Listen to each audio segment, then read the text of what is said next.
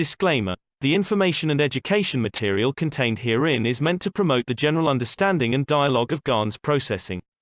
Such information is not meant or intended to serve as a substitute for a healthcare professional's clinical training, experience, or judgment.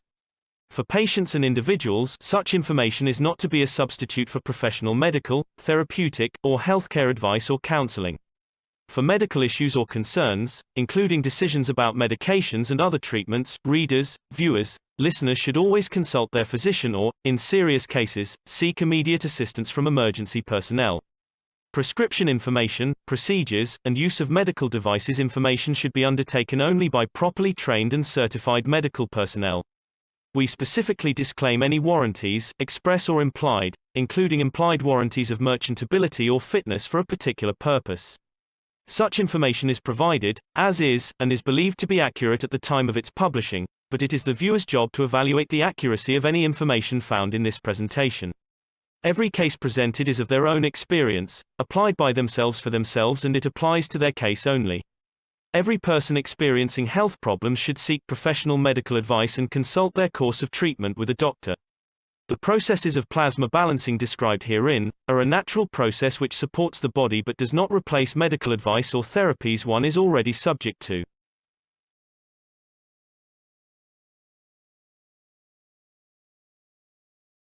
And now, hopefully, we can hear from Alex SKORIK. We've played the disclaimer, and we do see your screen. Thank you very much, Alex, for coming in today and sharing knowledge in this platform. Well, I want to thank you very much for this beautiful introduction to a beautiful Sunday afternoon in North America. And Jalal, you guessed right. I have a little special presentation today, special for me. Hopefully you'll enjoy it. So I want to welcome everyone from the international community. This is the North American Corona team meeting on Sunday afternoon. And we have turned into, as Mark has shown, into an international community. And this is a wonderful thing. And there's a lot that's going on. We can say that this is where the science meets the soul of man for peace. And so I'd like to do a little nostalgia, if I may. This is Keshe Foundation Spaceship Institute. The subject is plasma science. We're doing an advanced understanding. And so we're going to go into our yellow submarine today. My name is Alexander, I'm from Canada. And this is part of the Keshe Foundation North American Plasma Education Series. What we've been trying to do, and we started with the Brazilian community last October, is we got into basic teaching. And we're starting to see the fruits of that, shall we say, planting of a crop there, because we can't discuss a subject if we don't have the terminology. So that was kind of the beginning. And a lot of people, they just wanted to know about the cups of life. So we did that. And then we moved on to some intermediate teaching and advanced teaching. But all of that was really just an extension of the basic teaching. And then we decided to move into basic understanding. And as you can see, the subjects listed here, we need to move on. We went into intermediate understanding, and we brought in some more subjects, reviewed some of the old subjects, brought in some new subjects. We have to remember there are millions of people who still don't know about this technology. So we have new students all the time coming. We have mature students who need to be refreshed in their knowledge. And then both groups have a possibility for moving into the teaching domain. We need many, many teachers. And we're starting to see the fruits of that as well, coming from many, many sides, and it's most welcome. We've now moved into advanced understanding. And although we say it's advanced understanding, we have a long way to go to catch up to Mr. Keshe.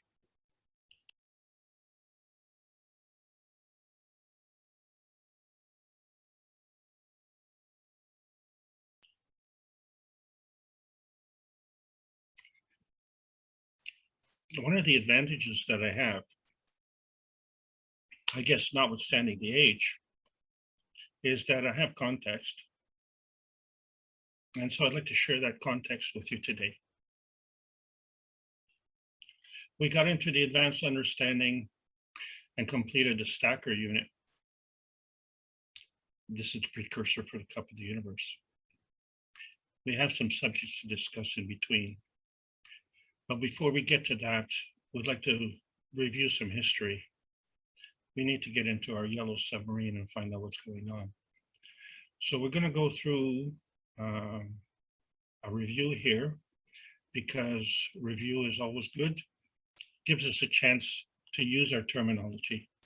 We need to be able to use this in different sentences, different context, and we need to make it part of our regular language so that we can get to the ideas that are the substructure behind that, the motivations, the concepts, the dimensions and geometries of susceptibility. And today we're going to talk about a very significant susceptibility. All of this susceptibility is a reflection of energy in motion. And when energy is in motion, it has a charge. And that charge is either magnetic or gravitational. And so this is the dynamism of the plasma science. And we talk about dynamism in a certain context as transcendence. But for the people in the yellow submarine, transcendence meant something else. We had gurus that we had to follow.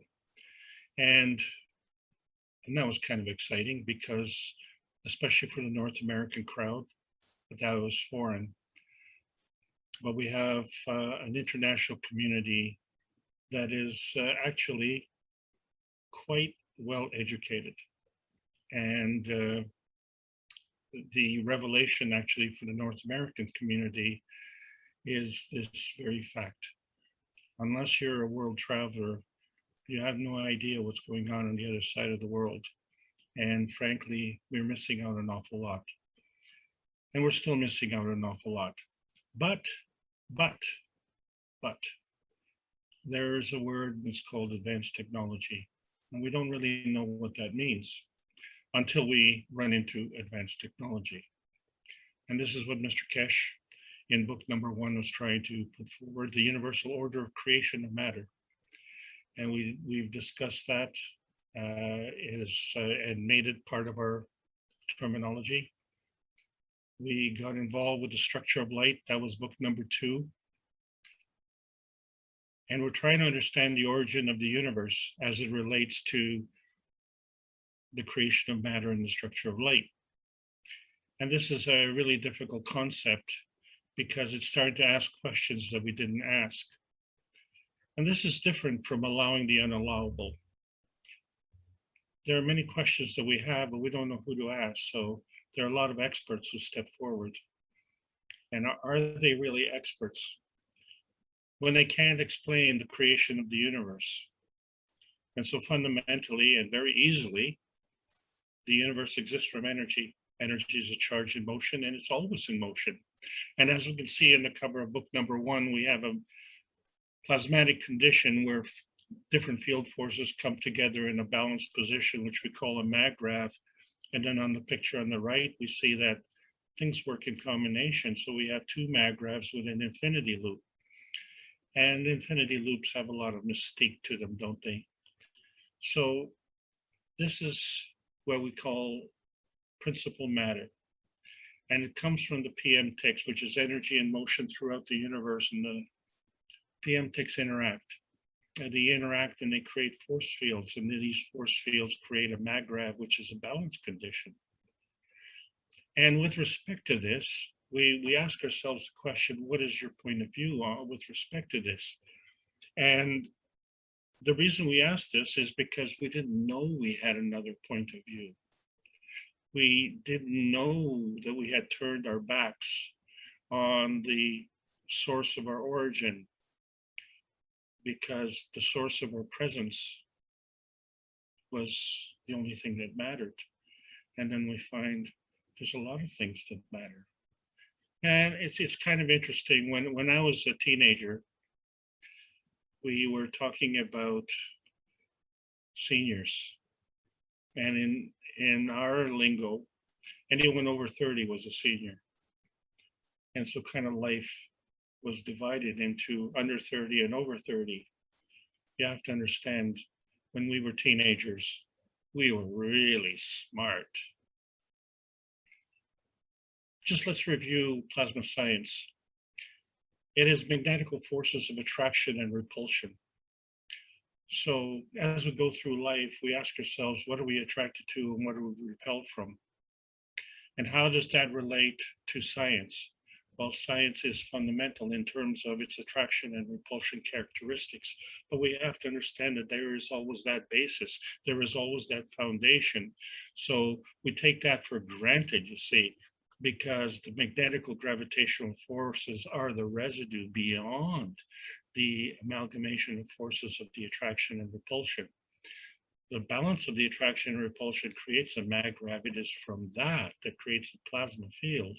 And it's from that we determine whether or not it's magnetical and gravitational. So we summarize kind of our gravitational and magnetical forces as being either attraction or repulsion. And so when we repel something, we kind of divert the energy away from us. But when we attract the energy, we like to converge that energy back to us. And this was the essence of the cups of life.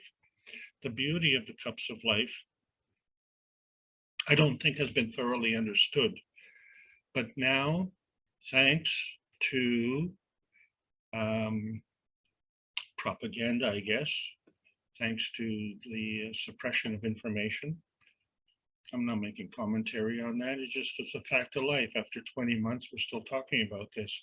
But the cups of life are not the cup of the pandemic. They are the cup of life. And there's certain elements in our life that are absolutely important. So when we look at cup number 1 and how it's constructed, and we need to review, we need to repeat, and we need to get this out even more now than ever, because the zinc plates and the copper coil coming together with the nano-coated copper coil inside the cup, as we understand, creates a magnetical field and creates a gravitational field.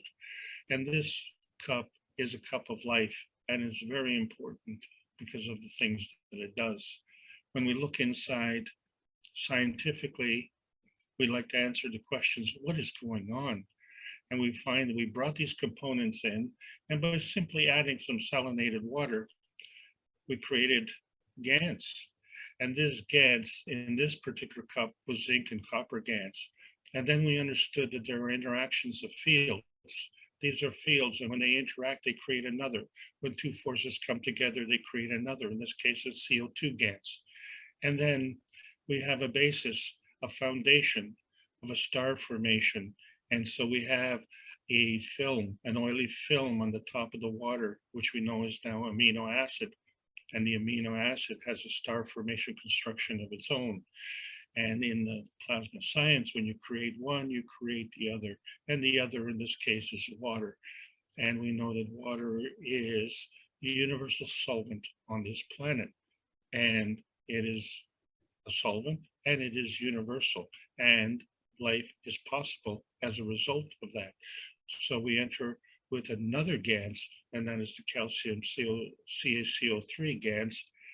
And we find that calcium has different characteristics. It can be a solid and it can be a liquid, and it can be other things as well. But it is part of our process. And so we introduced the second cup. And the second cup, we substituted the zinc plate for a copper plate. We still had the copper coil and the nano-coated copper coil.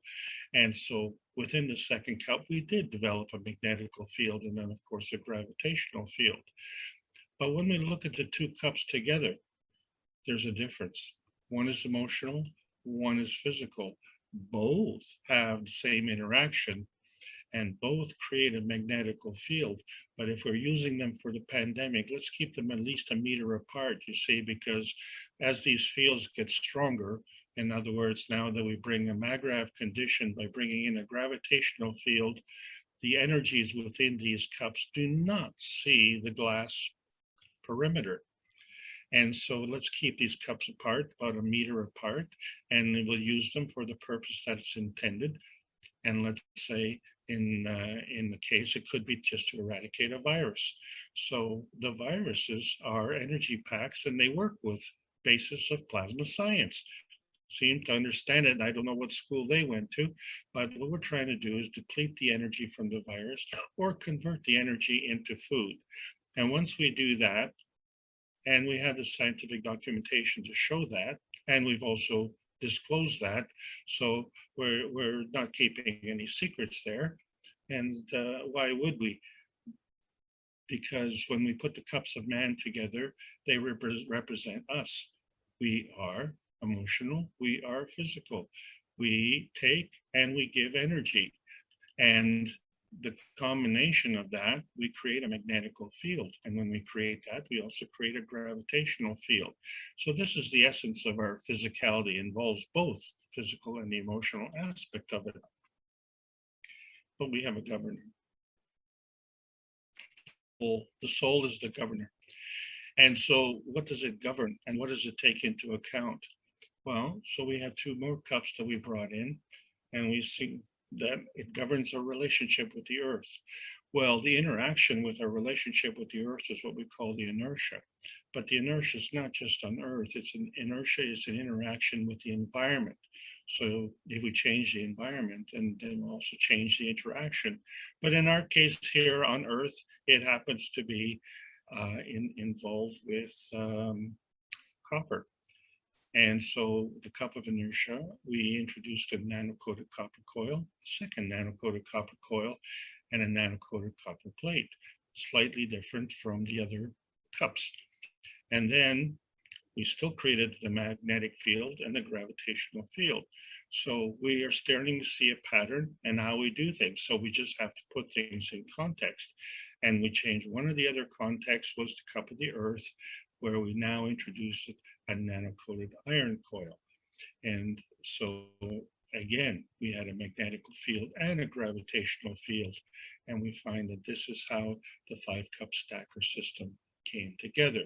So we take our body, which is our emotional and physical context, governed by our soul, in an environment on Earth of which we have an interaction.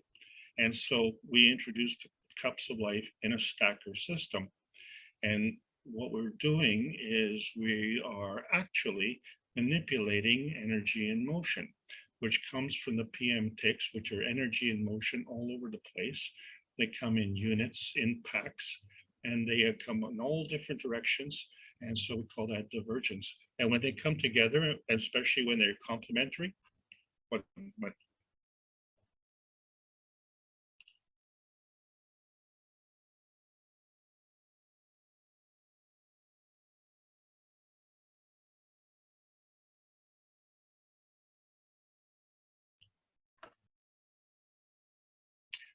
when these fields are complementary,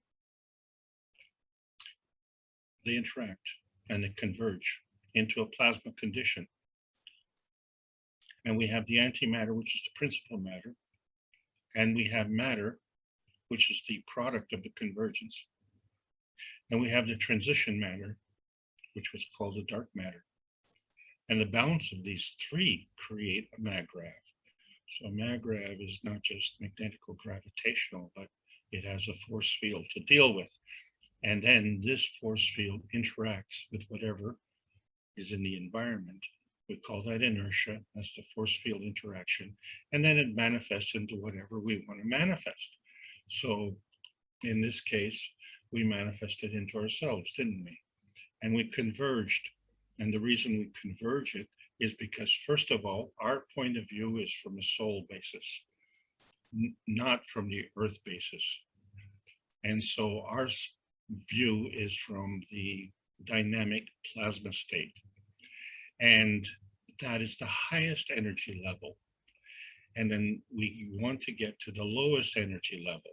Well, I mean, we've already gotten there, although we were born. But there is a process. And we've seen that that process is a manifestation of inertia and it manifests either into transformation or what I call transportation, which is very, very physical. And that's what we discussed last week. And we see that the cups of life in a stacker unit reflect the same thing, except that the energy that is coming in the first three cups, being the soul, the emotion, and the physicality, is really in a non-tangible state. It doesn't become tangible until it interacts with the low m, small m matter state. And the interaction in between is the cup of inertia. So to review, our point of view is from the soul point of view. That is the gravitational, because that is at the core. And then we have a capability of transforming into an emotional state. This is where we convert. And then which direction do we go from there? And we have so many different directions to go. One of the directions was to set up a transport vehicle on this planet, which is our body. And then everything that we're doing, everything that we're talking about up until now has been focused on the point of view of the earth. We didn't know there was another point of view. And I, especially when I was a teenager, I didn't know this, but we were introduced to advanced science, and we've seen a similarity that we can learn from nature. Plasma science is a natural science. So there are, shall we say, similarities. And we're not going to go through this subject today, except to review.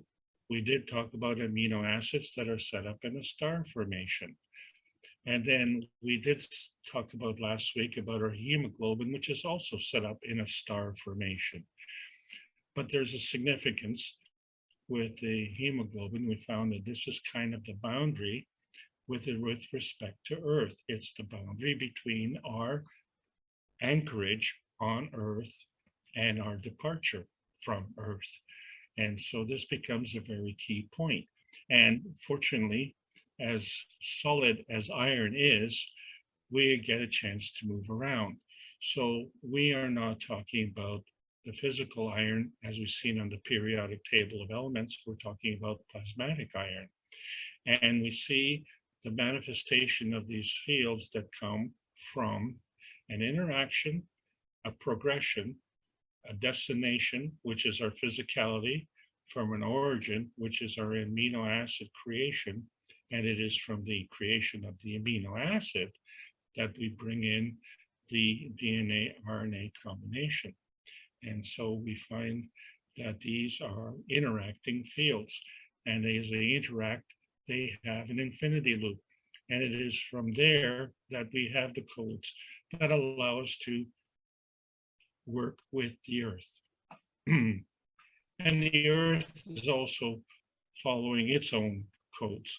And all things work according to energy flow. So we said energy comes, energy goes around. Energy is always in motion, and energy is always positive. Nothing is nothing. Something is always something. And so when we looked at our basic lessons and we say, what is a charge? A charge is energy in motion, and the negative gives and the positive takes. But if we give and take from ourselves, we're like a dog chasing its tail. But we have to have a binding energy. But how binding does it have to be? So binding enough to create our body, binding enough to create our MAGRAV condition, binding enough to have our planet, and binding enough for our planet to be in a solar system. But that energy is always in motion, and it's a two-way street. So from that binding, there has to be a flowing. And so the creation of energy and the creation of creation is the binding and the flowing of energy. And so we have a method to feed ourselves, and we call that plasma soul feeding. And this is where the new technology is taking us. And it's about time, you see, because We have a physical destination state. We were born. And then we have a dynamic transfer state. We grew from baby to child to an adult. That's the physical growth. There is other growth. There's an emotional growth. There's a mental growth. There's a soul growth. It only stands to reason. It all is part and parcel of the plasma soul feeding system. What went wrong? What went wrong?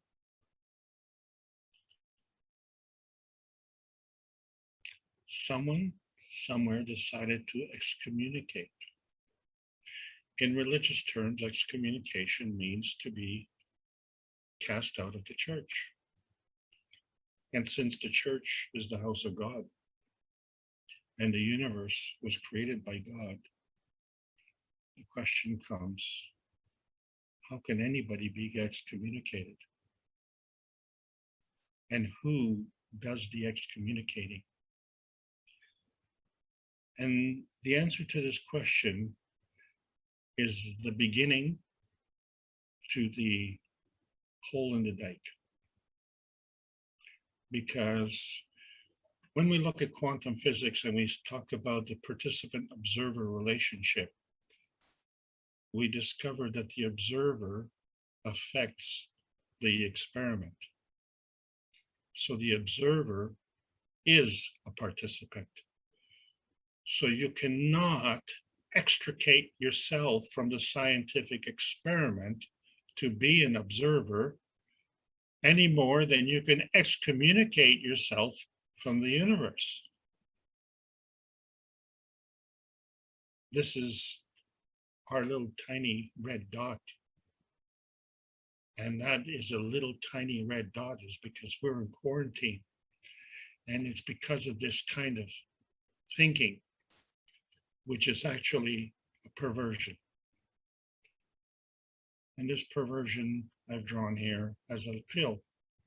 And the reason for it is because I'd like to talk about the mind-blowing 60s. We had the World Wars. And then we had the Korean War after World War, and then we had Vietnam. And then we had a guy by the name of Timothy Leary. And he was the guru of, shall we say, LSD, which is a drug that we call kind of tripping drug. Tripping means to go on a trip, a mental trip, a mind-blowing trip. And we find that it allows the unallowable. It expands your mind, so the saying goes. But what we found was that there were many gurus, and what constitutes a guru? So, is it knowledge? Is it morality? Well, in this case, it's neither.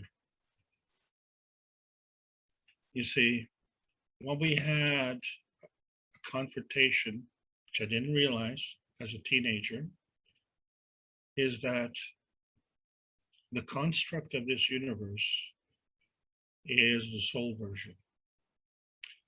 The construct of our universe as it's transferred to our planet is the conversion. And all the capabilities and all the wonders and all the beauties, the heaven on earth, is part of the diversion. And there are many diversions of energies. There are also diversions of attention. And we've gotten into perversions, which has nothing to do with the plasma science. It has to do with a man-made world.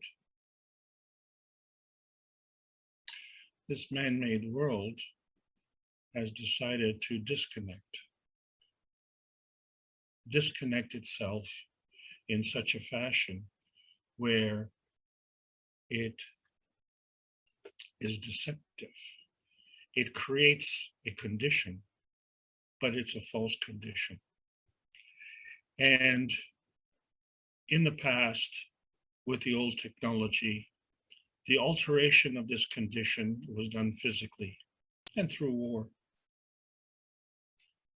And the history has not been kind, because the history will eventually speak the truth. And the truth is actually quite ugly. But one of the things about the physicality, we found that it's physically consuming. So what is the better way? Well, we find that the emotional way is even better, more efficient. So we complete the star formation with mental abuse.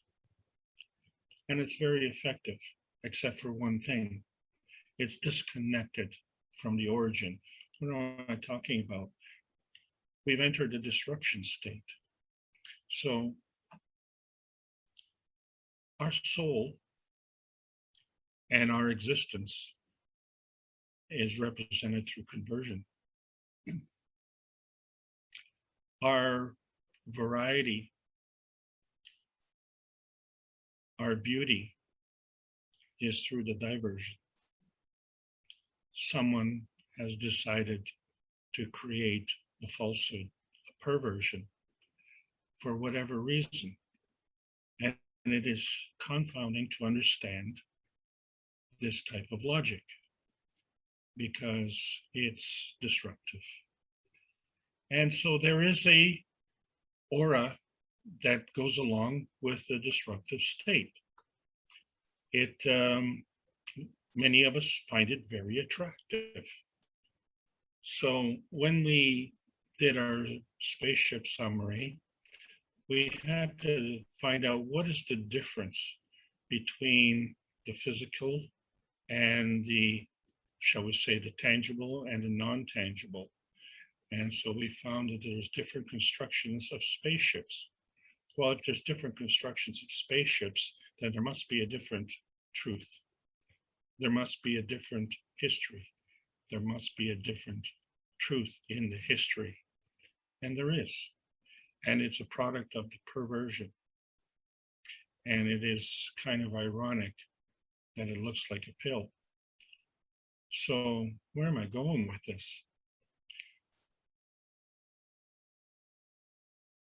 In the 60s, there was a phenomenon, an incredible phenomenon. It was the British invasion of North America. And there was a famous band, and they were called the Beatles.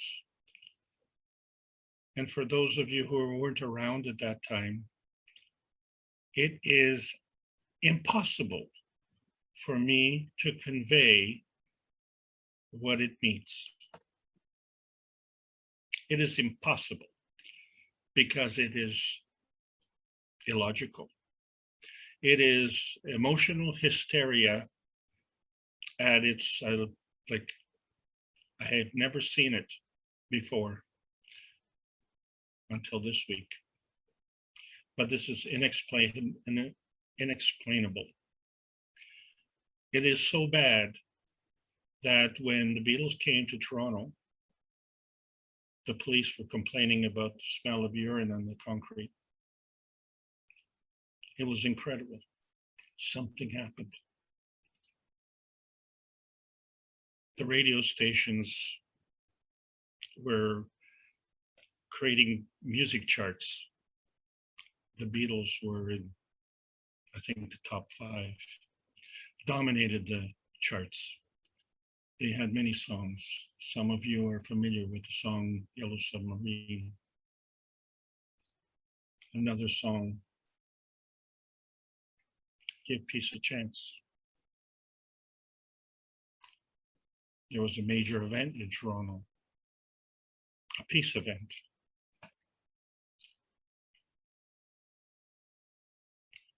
We were imagining peace we were coming through the Vietnam War, which we understand now much more, and it's hard to talk about.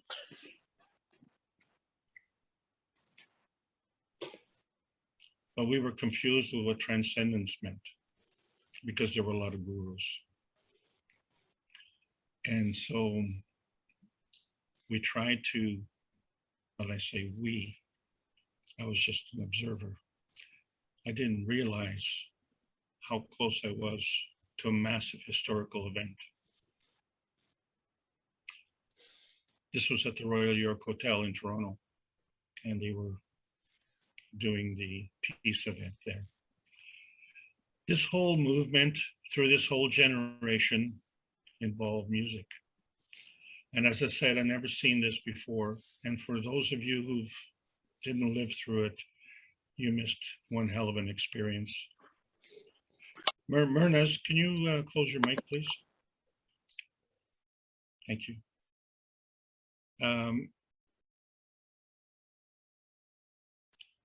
Another universal language besides music, of course, is our soccer, and we love our soccer. There was a famous Argentinian named Diego Maradona, and we loved him.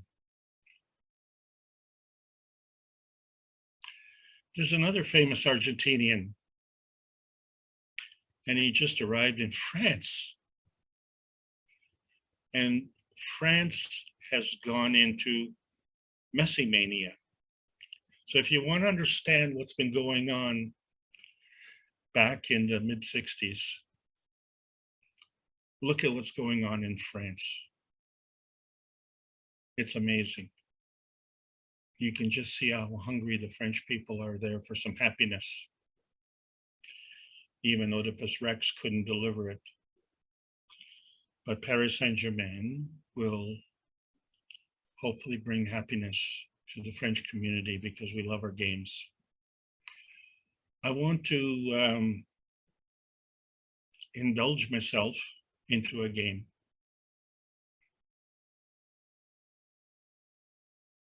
We all know what a chess game is. And I want to talk about a game that I played in high school. I was a teenager,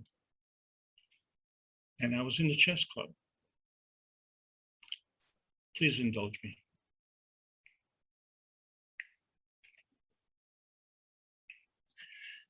Another member of the chess club was a boy who had a reputation of being a genius. He had a genius IQ. That's why we all took IQ tests back then, and I think he was the top in the class in the school.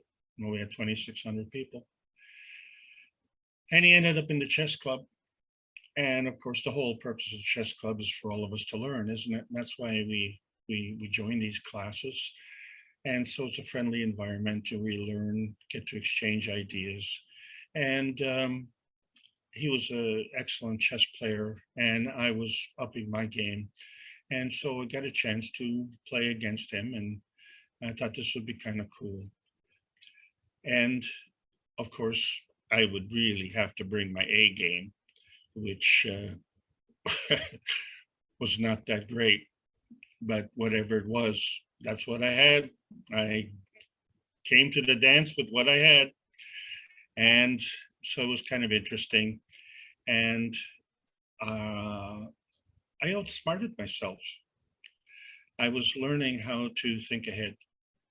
And I outsmarted myself to the point where I thought so far ahead that I forgot that moves had to be done in the meantime. And so what I did, and this is very early in the game, a few moves into the game, very, very early, I took my queen and put it in the center of the board in danger. I didn't even capture a piece. And it was the most stupid move that I could have ever made. And I lost my queen. I actually lost my queen to a pawn. And it was very embarrassing, I must tell you. But what happened after that was not very pleasant.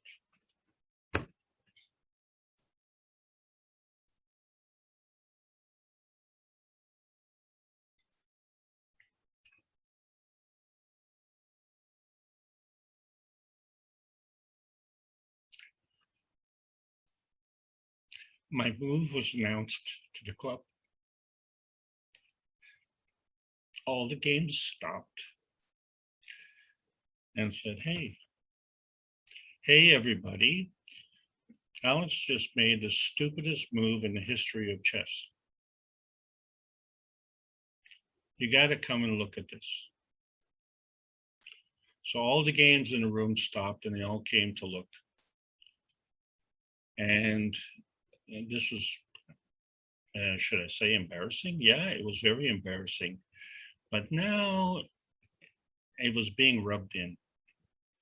And I, ordinarily I would have conceded defeat. That would have been my first alternative. But I was starting to be the victim of this phenomenal verbal abuse. And in top of that verbal abuse, I was getting all my friends in the chess room were actually joining in on the abuse, which was inexplainable to me because I didn't really do anything to deserve their abuse. We were all friends, so I thought anyway. But because of the sheer stupidity of the move and the fact that I was playing one of the top players in the club and one of the geniuses in the school, this was unbelievable that I was caught in this game. And I just wanted to, it's just in the chess club, we're just having some fun. This was not very much fun. So then, I was taught by my dad. And the funny thing about my dad is, as I got better, and it was very hard to beat him, so he was a very good teacher. But as I got better, and this was even when I was in public school, lower grade school, as I got better, he got less happy, to the point where one day when I beat him, he took the back of his hand and like a bear, he destroyed the chessboard and the pieces were flying all over the room. And I was a little boy, so I had to go pick all these things up, and I get down on the carpet and have to dig in under the furniture and behind the TV and, all over the house. Chess pieces were all over the place. And in fact, some got broken. And it was a kind of a curious reaction, I thought, anyway, because I was kind of enjoying the moment. But I wasn't, I was very quiet. I just beat my dad, and I thought that was, quite the breakthrough. And I was hoping that he would be pleased with that. He was not pleased. He just totally destroyed the room. And I thought, well, maybe this would be a good alternative for me, because it would be better if I took and destroyed the chess room at this point in time, the same way, because instead of being classed as a terrible, the world's worst chess player, I would be classed as a destroyer. And that would actually enhance my reputation in school. Yeah. So no one would talk about the fact that I played a stupid game. They would talk about how I destroyed the chess room. Yeah, that's a great idea. But I looked at the board and I seen there was a possibility, one possibility where I could win. And the abuse that I was taking was so severe. And I thought, well, let me see if I can salvage the game. And so the interesting thing was that any respect that I might have had, although I had no respect, I didn't deserve any respect from him, was massive contempt, converted into massive contempt and derision. And so it almost was a mental gang attack on me. And I thought, well, this is pretty cool. Maybe that could work as a diversion. And I thought, well, what better way to keep the deception going than I made one stupid move. Why don't I make some more? And I really started to play wild. And all that brought was more derision, more criticism, more laughter, more abuse. And it was really bad. And I thought, wow, how am I going to, get through this? And then a magical thing happened.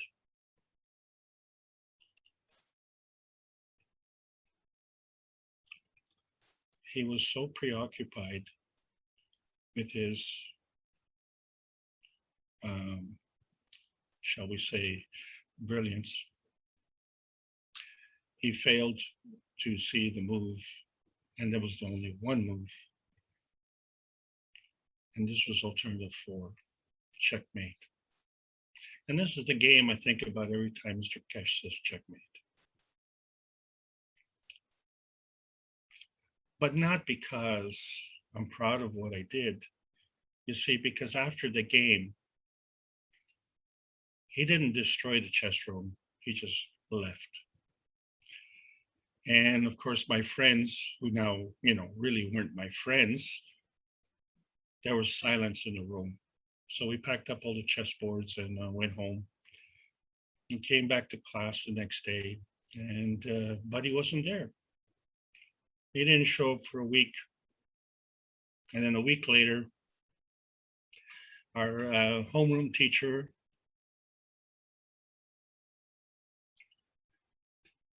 she announced that he had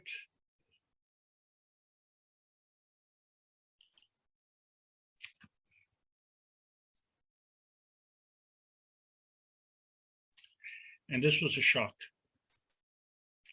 It was a shock to the whole school because this was unheard of. Why would a teenager commit suicide? So you understand that this was back in the 60s. And today, teenage suicide has become a fashion statement. Now, I'm not saying that I was a definitive factor in his decision, because there's a lot going on in his decision. The demons that he was fighting, he had the reputation of being a genius in school. And I guess he was trying to fit in, and that's all of us were trying to fit in, because there was a lot of pressure. These were heady times. The music scene was burgeoning. The Beatles were here. The war was on. Their space race was on. John Kennedy was assassinated. A lot of things going on. A lot of things going on.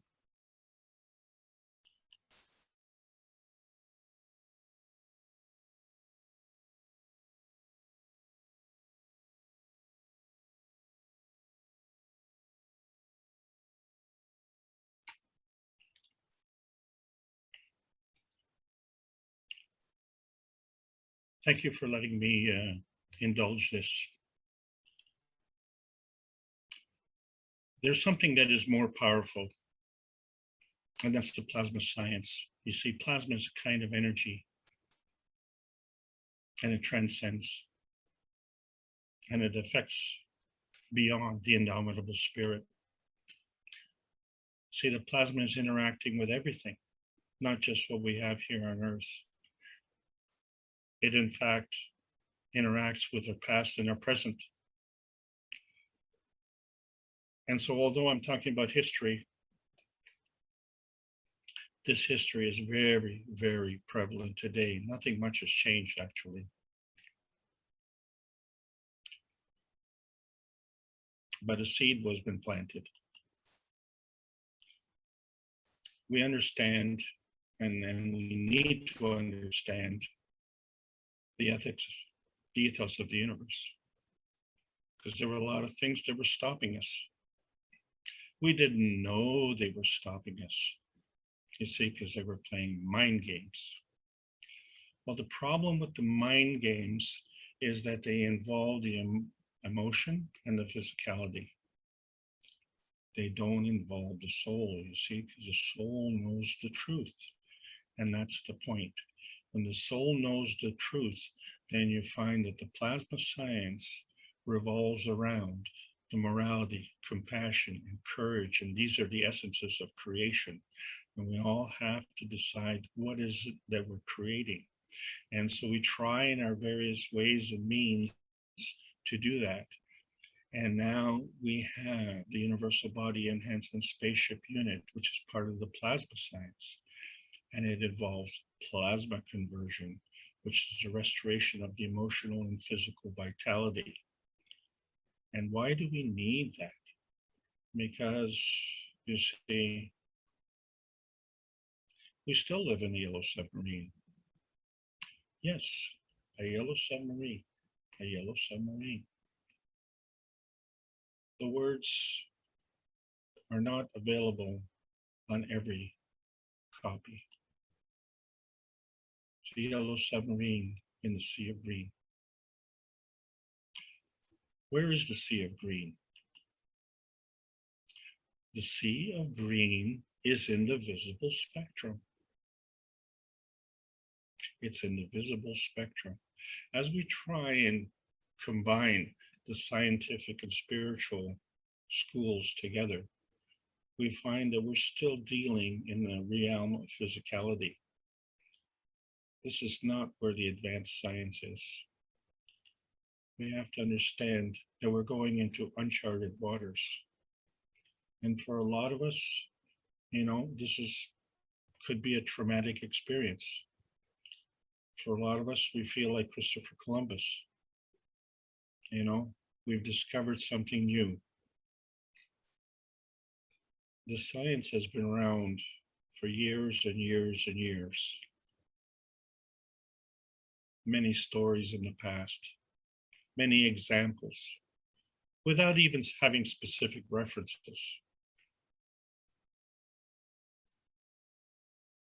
The most important thing that I'm trying to say today is that our relationship with what we're learning is so far behind the times, it isn't even funny. Where we are is just understanding the basic soul transmutation as it relates to the soul of our body. And where Mr. Kesh is operating is not even on this chart. We have a lot of catching up to do. We are carrying a lot of baggage, me included, but as a society, we are still carrying that baggage. And the reason for it is because we have a serious, serious problem. And that has to do with the mental contamination. And what we have to understand about the plasma dome is that why Timothy Leary was famous was because as a guru, his mantra was tune in, turn on, and drop out. And, we lapped it up as teenagers. Yes, we did, because LSD was introduced into our society at that point in time. So a lot of us were having difficulty coping.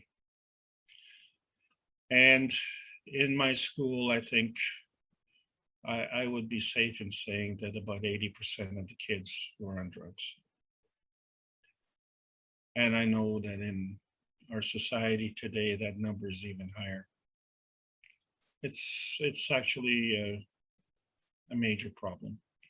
But you see, the problem is not understanding what was going on, you see, because with all the psychedelic music that was coming on was facilitating the introduction of the LSD, and it didn't help when you had a guy like Leary touting how the benefits of it, tune in, turn on, and drop out. Well, you know what? Plagiarism doesn't count. You got to get it in before you get it out. And so we've been trying to break down a lot of barriers, and we just from time to time have to do a reality check. And one of these reality checks is to understand what is the truth and what is a substitute for the truth, and who are the liars and why are they liars? What is going on? And so we find disconnection is not detachment. is not detachment. The law of detachment has to do with fear and greed, ego validation, the leakage of energy. All of this is part of the self-serving system which people feed on. It's called loosh harvesting. It's a physical feeding system at the expense of others. And Carlos Castaneda was very famous as a writer in that same era.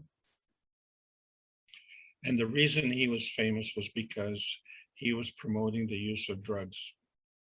And in his first few books, he was not only using drugs, but he was learning how to grow them, cultivate them, and the proper way to use them. And in order to do that, he became a student of Don Juan. And they would go tripping.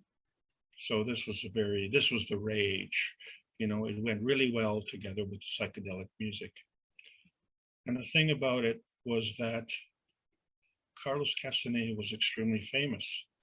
But what he couldn't understand, and he finally noticed, was that Don Juan did not take the drugs to go on these journeys, on these trips.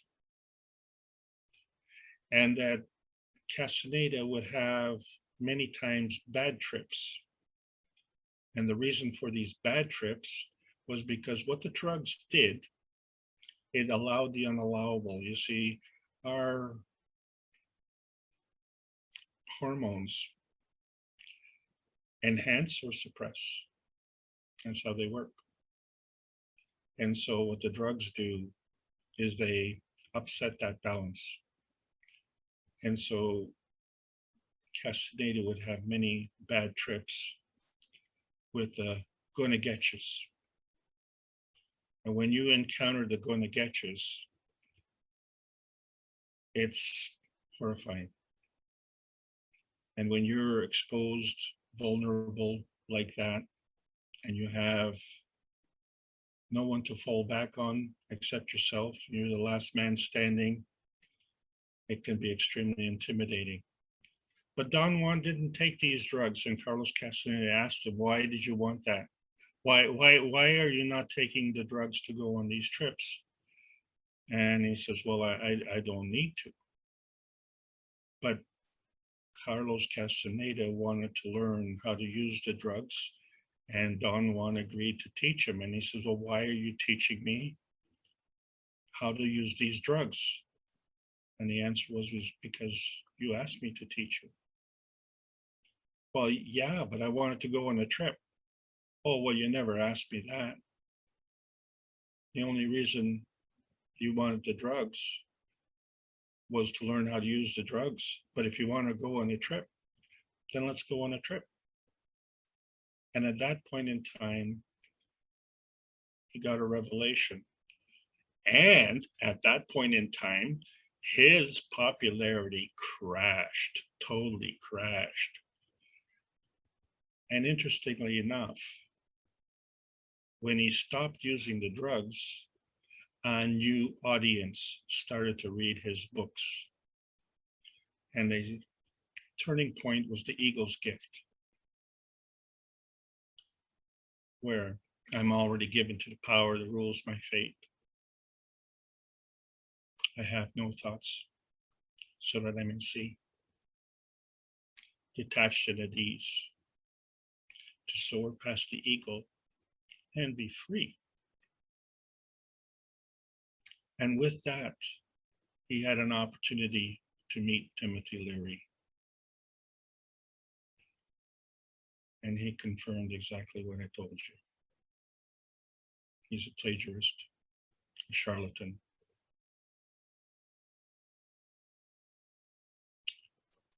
And we are still suffering today.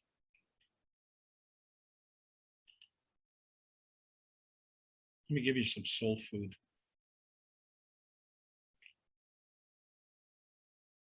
Tune in to the message from your soul. Turn on to the energy from the universe. And drop out of your physicality and fall into the soul of your body. and understand before you get it out, get it in. You provide the pattern. You receive the energy. That's the reality. And our perception of reality is the manifestation. And so the manifestation is the formation of any field. When two fields come together, they form another. It's the plasma feeding which leads to this manifestation. And now we know this manifestation could be non-tangible or tangible, could be non-visible or visible, could be plasmatic or physical. Yes, dark matter or light matter. There is a plasmatic reality and a physical reality, but there doesn't have to be a physical reality necessarily, but there always has to be a plasmatic reality. Whichever reality it is, that is the form artifact of the manifestation. And emotion, therefore, is also a form artifact of energy in motion. And so I was describing very heady times, and it's part of our history. We may be making new history. When archaeologists discover these cups of life, they may not realize the potential. They may not realize that these are Gans cups. They're not ordinary ceramic cups. Not that we're trying to deceive anybody. What we are doing is unraveling the energy binding systems, which are at the expense of others.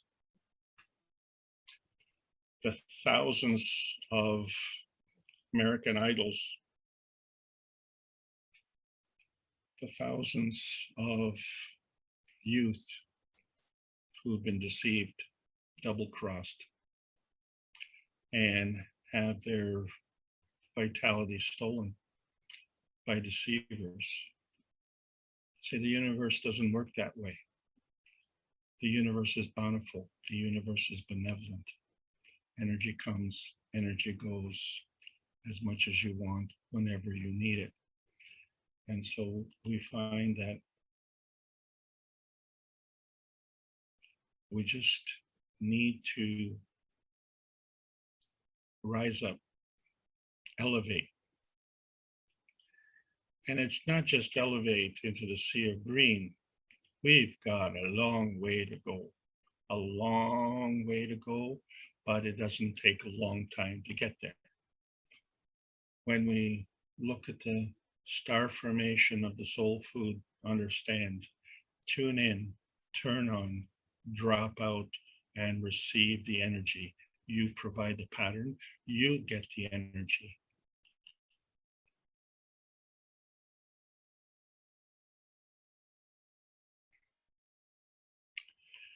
This song has been condemned by some people, which is very hard to believe, because when you look at the message and you say, well, the stairway to heaven, and I say it's in. But imagine if there's no heaven. It's easy if you try. No hell below us, above us, only sky.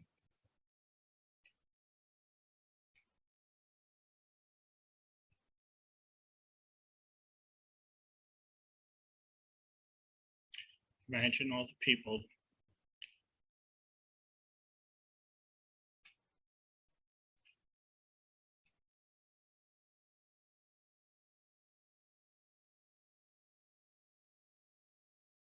living for today.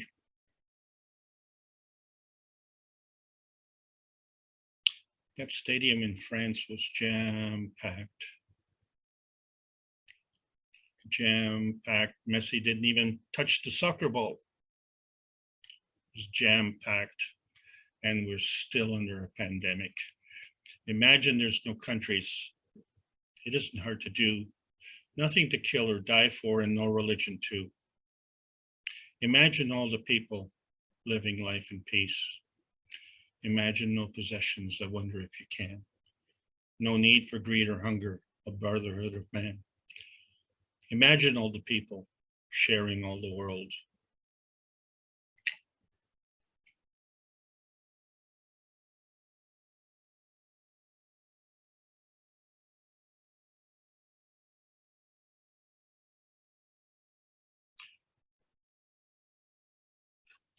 You may say, I'm a dreamer, but I'm not the only one.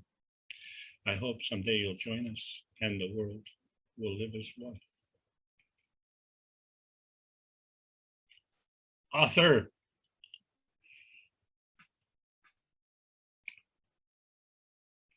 The science of the Keshe Foundation Spaceship Institute has been put in public domain, and a cornerstone is the World Peace Treaty, which you have to sign with a pen, but more importantly, with your heart. Because this is the essence of creation, and this is the essence of physical and emotional harmony and vitality. The problem with being a knowledge seeker is that you eventually come to the truth. Can we be the difference makers? Do you have any choice? Understand that the dynamic plasma state is within us, and the universal language is throughout. Plasma science needs to be delivered in exchange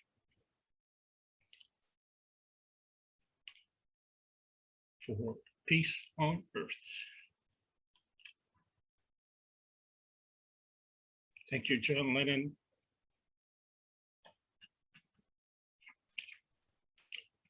Very well. Over to you, Mark. Thank you so much. Sure, sure. Thank you, Alex. Thank you for being. I remember the song, but I'm not connecting with what it actually meant. That we're different, or what did the yellow submarine, that we're on a different track than the rest? Is this the dropout culture? I know I was going to put something in the chat. Maybe I'll just enter it now. In North America, we went through introduction of the counterculture, sex, drugs, and rock and roll, compliments of our friends across the pond, and certain institutes, foreign and domestic. Yes, when people are shocked by an extended war, or seeing these pictures of war every night on television, assassination of presidents, you leave them very open and susceptible, that's one of your words, Alex, to sort of manipulation of the thinking and the emotions of the population, which we know mind control and these other things are always interested in controlling the thinking of the population. But again, I think we're going past this now, even though many of us have been trapped and are trapped in some of this lingering counterculture. Actually, we're not past it. We haven't gotten past it, not one day, not 1 minute, because of the sheer magnitude of the scheme, if you will. However, it's a low-level scheme. And so if you were clairvoyant, and if you were able to see the auras, the colors of the auras have a sequence. And most of us are actually below yellow. And the sea of green, and what I tried to show was with that picture, was that it was kind of in between.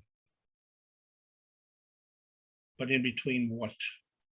It was in between the emotion as we understand it, between our soul of the body and our body. And so that is the smallest scheme that we're looking at. There is a bigger scheme. And when we enter into that bigger scheme, we can see the power. And the thing about the Beatlemania or the Messi mania as we're going through now, I mean, seriously, if you haven't been following what's been going on in France, you really have to see it. It's unprecedented, absolutely unprecedented. The whole country has gone crazy, and they love Messi. And it couldn't happen to a more wonderful human being. It really couldn't. But why? Why is that? Because there's this hunger, tremendous hunger. And it's the hunger not only of the body, but of the soul of man. That's the point.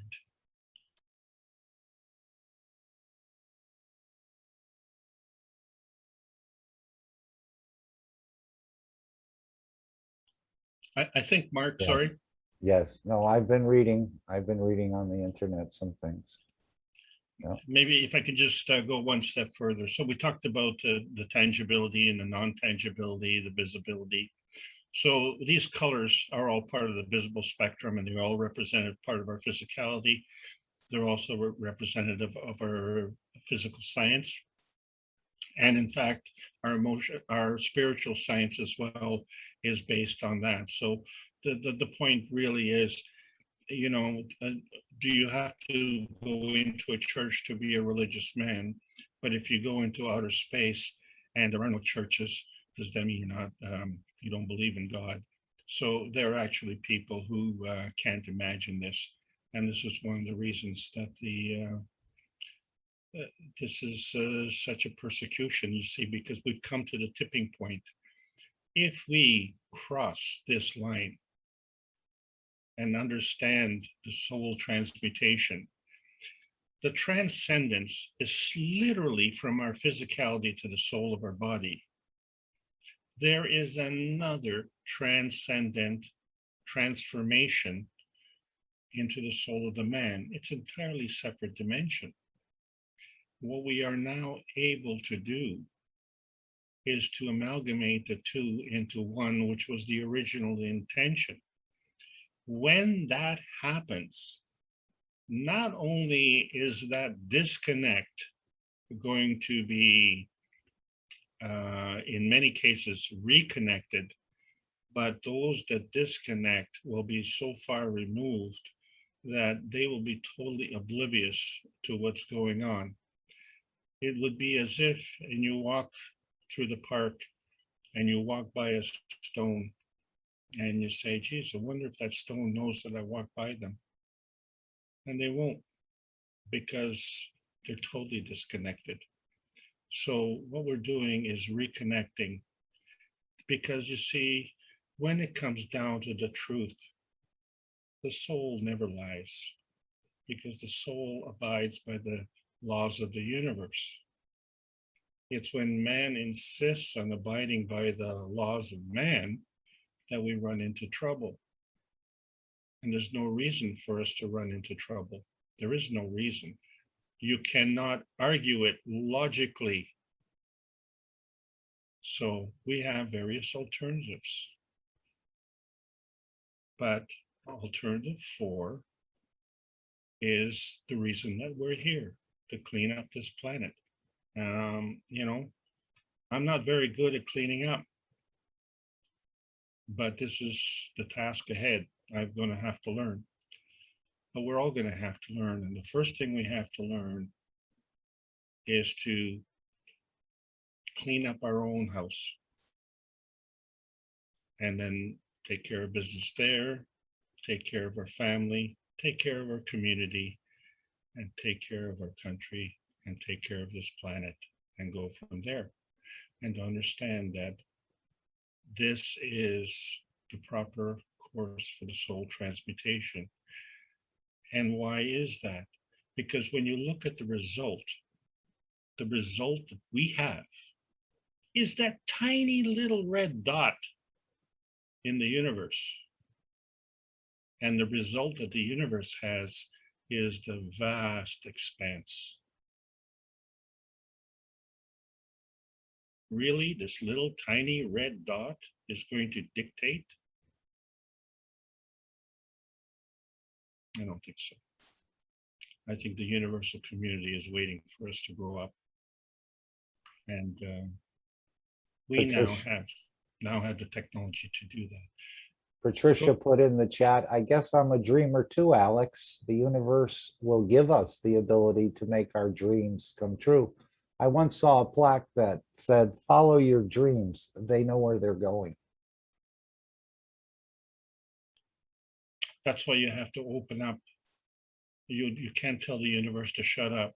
Well, you can, but it's at your cost. It's at your cost. And, you know, it's, I'm really glad that you brought up the topic with respect to, shall we say, the mind control. Yeah, it's a problem. It's still going on. And which mind are they controlling? The physical mind, not the soul mind. Yeah, it seems like they're trying to direct you more to the poor physicality, you know, poor me, and going all in that direction, rather than realizing that there's another dimension there. And so it's sort of a downward spiral in that culture in a way. It's all about you and nobody else, and not about serving. It's just serving you, what serves you or makes you feel better or think differently in a way. Well, why you or not your neighbor? Or why your neighbor and not you? What is the difference? Well, I think the difference is Mr. Kesh is telling us one of the keys is serving others. And in this counterculture just basically serves yourself. I remember people telling me, don't worry about what happens to anybody else. Just take care of you and your family and don't worry about anyone. Otherwise, you won't survive. And that's totally the opposite of what Mr. Kesh, I think, is teaching us. We need to be, in a way, our brother's keeper, or at least help along the way. But not take the responsibility, not take their responsibility. That's the point. We have a responsibility. Right, not to get trapped in the same field. Right, because while you're trying to help. That's where you start to leak. Okay. And so one of the things, and I apologize for my emotional leakage, but you see, I'm not leaking for the past, I'm leaking for the present, and I need to stop leaking. And the reason for it is because I see this pattern repeating itself. And, you know, we were very well educated in my generation. The new generation is not. Now, is this an arrogant statement? No, it's a statement of fact. The educational system in my country here has gone down the drain. Has gone down the drain. The kids can't add. They can't make sentences. Their ambition is to have ambition. They have depression. They are grasping at straws. And this was one of my problems when I was a youth. All I had was what I was presented. And so then I had to make a choice. No, I don't accept that. No, I don't accept that. No, I don't accept that. And I started to gather up a massive list of what I didn't want. But I never was able to ask the question of what do I want? Because I didn't know what all the choices were. Well, it's a very easy choice.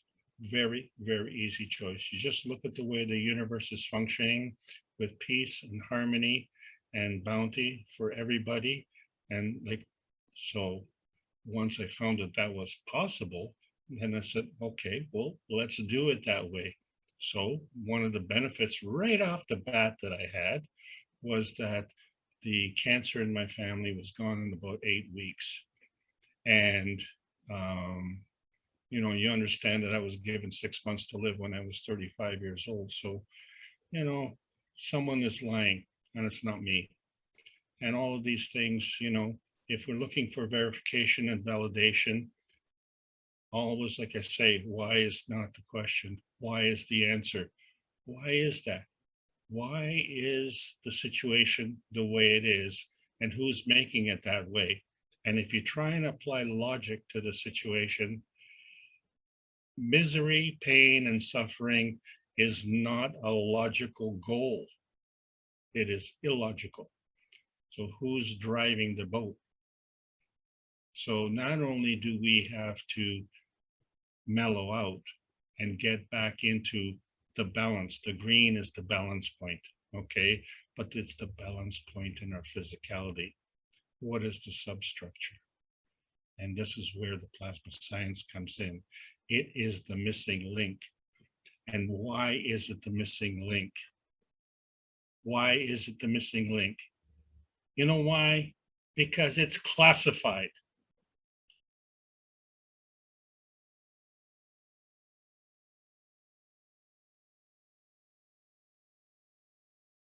And that's one of the beauties of the foundation is that, you know, we all thought the matter state was the only choice along the way. You need bigger crops or more crops, you add more fertilizer, or you do this. Banking the same way, energy, we have to keep on the same sort of track. But now we're realizing we've mastered, I guess, the physicality. Now we need to master the plasma dimension in a way.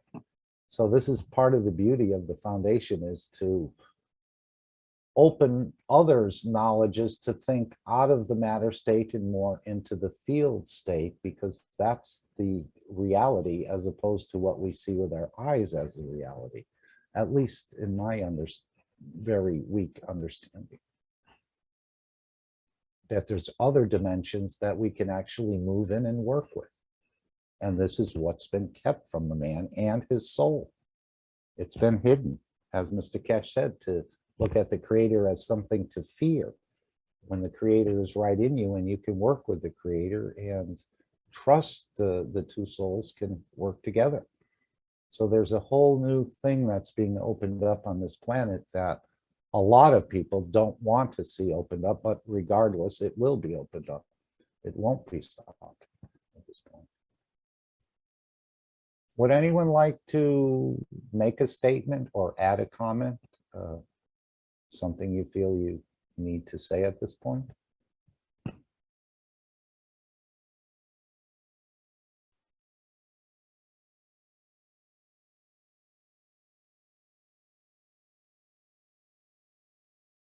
I have a question for Mr. Keshe, if he is available to answer. I was going to say anyone but him. He usually opens his mic when he's ready to come in. But go ahead, Jalal. No, I will wait until he comes. But he doesn't always come in. Sometimes he's just here as a knowledge seeker. My question is a little bit difficult. So I'm gonna wait a little bit.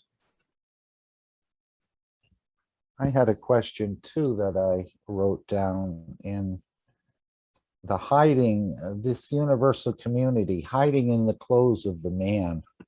I was thinking when it's brought in reference like that, hiding in the clothes of the man, I was thinking hiding in the physicality. Doesn't necessarily have to be a man, because it could be a flower in physicality or a vegetable or something else.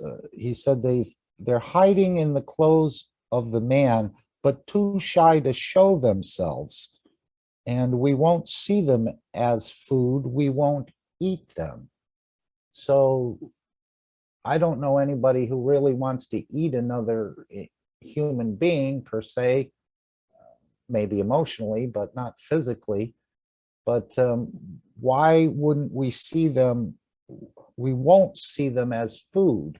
So I was thinking what we see now as food, like a banana or a grape or something, could they be hiding in there, this universal community, too shy to show themselves? And we won't see them as food. So I'm thinking it's something we see as food now, where they could be hiding. And again, when he refers to people, we have the vertical people and we have the horizontal people. All the plants and the animals, so to speak, we're referring. So could they be hiding in those clothes as well? I would think so, as well as in the clothes of the man. I agree. Yeah, the whole key there was not seeing them as food. So that must mean we see certain things as food. We won't eat them. We won't see them as food. So we must be perhaps seeing them as food now. A tomato. I don't know. It was just a thought I had, and maybe I'm missing the whole point.